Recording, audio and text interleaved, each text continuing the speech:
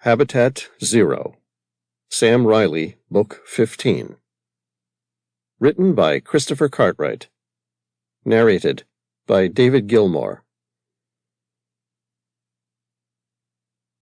Prologue. South Pacific Ocean, 2 weeks ago.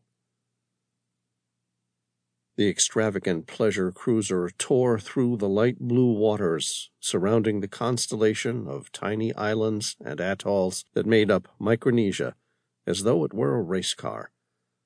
The ship had a length of 280 feet, 2 helipads, a swimming pool with a retractable roof, and a sand-covered hydraulic platform that slid out of its port side right at the waterline to create a perfect oasis. Not only did the floating oasis boast real sand and deck chairs, but also palm trees for a truly authentic experience. Inside, the ship was embellished with gold trimmings.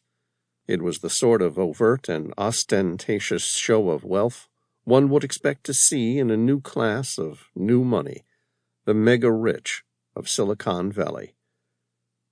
She was owned by Travis McIntyre, whose digital startup was recently bought out by one of the bigger players for a sweet $1.2 billion.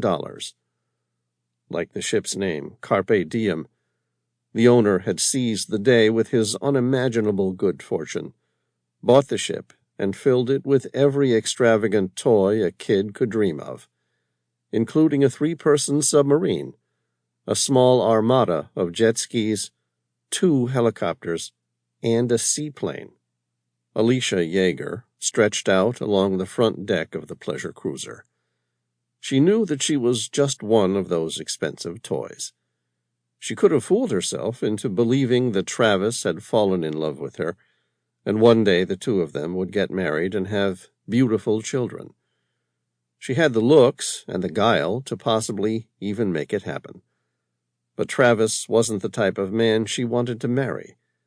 He was still a kid, and billionaires, she'd discovered, made the worst kind of kids. No, she didn't want to marry Travis. Oh, Travis adored her, all right, and why wouldn't he? She was 25 years old and had deep blue eyes and light brown hair. She had smooth, tanned skin and the sort of face that somehow formed the shape of a heart when she smiled. Just shy of 6 foot, she had small breasts with a slim and athletic figure. She wore a tasteful but scant bikini that accentuated her long legs. Sample complete. Ready to continue?